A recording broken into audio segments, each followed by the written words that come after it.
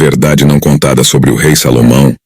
Salomão foi um rei amado, mas com uma história desagradável.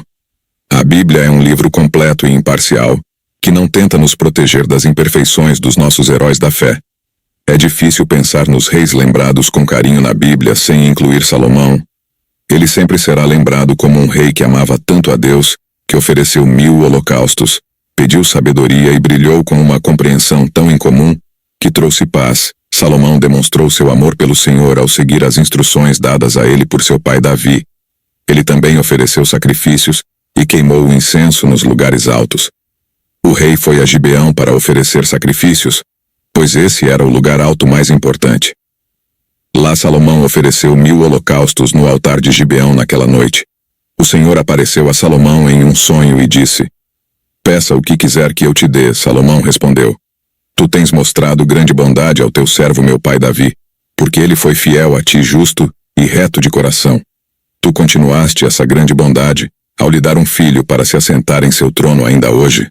Agora, Senhor meu Deus, fizeste teu servo rei no lugar de meu pai Davi. Mas eu sou apenas uma criança pequena, e não sei como agir.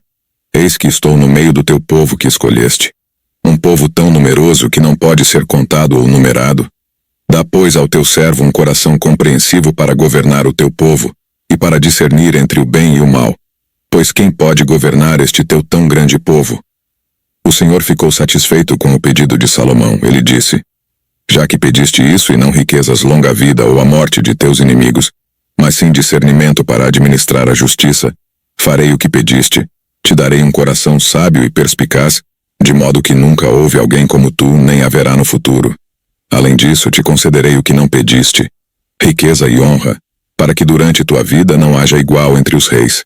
E se caminhares em obediência a mim, observando meus decretos." Salomão ficou famoso por sua popularidade devido à sua profundidade de conhecimento e soluções. Ele escreveu alguns dos livros mais conhecidos da Bíblia, como Eclesiastes, Cântico dos Cânticos e Provérbios, que são repletos de sabedoria. Nestes livros ele escreveu muitas palavras sábias, citações, canções e provérbios que são tão profundos que ainda os exploramos hoje. Exemplos destas pérolas de sabedoria são Provérbios, capítulo 5, versículo 1 e 2. "Meu filho, presta atenção à minha sabedoria. Inclina teu ouvido para as minhas palavras de discernimento, para que preserves a descrição e teus lábios guardem o conhecimento." Provérbios, capítulo 9, versículo 10. O temor do Senhor é o princípio da sabedoria, e o conhecimento do santo é entendimento. Eclesiastes, capítulo 3, versículo 1 e 11. Tudo tem o seu tempo determinado, e há tempo para todo o propósito debaixo do céu.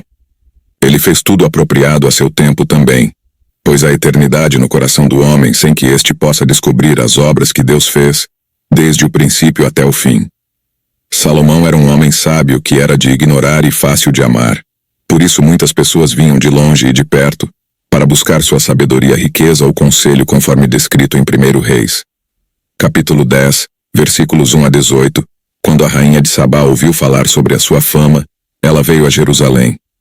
Para comprovar as histórias que circulavam sobre a sua sabedoria, a fama de Salomão e sua relação com o Senhor chegaram aos ouvidos da rainha de Sabá, que veio testá-lo com questões difíceis.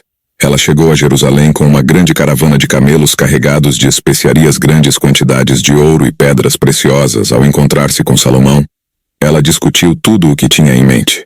Salomão respondeu a todas as suas perguntas, e nada era demasiado difícil para o rei explicar. Quando a rainha de Sabá viu toda a sabedoria de Salomão, a grandiosidade palácio que ele construiu, a comida em sua mesa, o assento de seus oficiais, os servos que o atendiam em suas vestes, os copeiros e os holocaustos que ele oferecia no templo do Senhor, ela ficou impressionada. Ela disse ao rei as notícias que ouvia em meu próprio país sobre suas conquistas, e sua sabedoria são verdadeiras. Mas eu não acreditava até vir e ver com meus próprios olhos. De fato, nem metade me contaram sobre sua sabedoria e riqueza. Como um povo e seus líderes experimentavam a sabedoria de Salomão, encontravam a felicidade e reconheciam que o Senhor, seu Deus, se agradava dele e o elevava ao trono de Israel. Esse amor eterno do Senhor por Israel era evidente quando a rainha de Sabá veio a Jerusalém para testemunhar a grandiosidade de Salomão. Ao se encontrar com o rei, Ela ficou impressionada e presenteou-o com uma generosa oferta de 120 talentos de ouro, além de especiarias e pedras preciosas em quantidade jamais vista antes. Os navios de Irão trouxeram ouro de Ofir, e também entregaram uma abundante carga de madeira de Mogi e pedras preciosas. Essa madeira foi habilmente utilizada por Salomão para fazer sustentáculos para o templo do Senhor e adornar o palácio real. Além disso, ele criou instrumentos musicais como harpas e alaúdes para os músicos. O esplendor e a generosidade de Salomão eram notáveis, especialmente em sua capacidade de atender desejos e pedidos da rainha de Sabá. Embora a riqueza de Salomão fosse expressa não apenas por presentes como esses, mas também por uma renda anual considerável de 666 talentos de ouro, provenientes de diversas fontes, incluindo mercadores, comerciantes e tributos de reis árabes e governantes de territórios.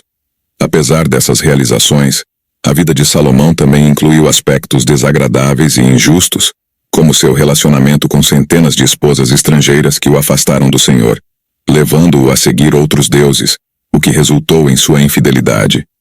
O Senhor se desagradou de Salomão por seguir Astarote, a deusa dos Sidônios, e Moloque, o deus detestável dos Amonitas, aos olhos do Senhor, em contraste com seu pai, Davi, que permaneceu fiel.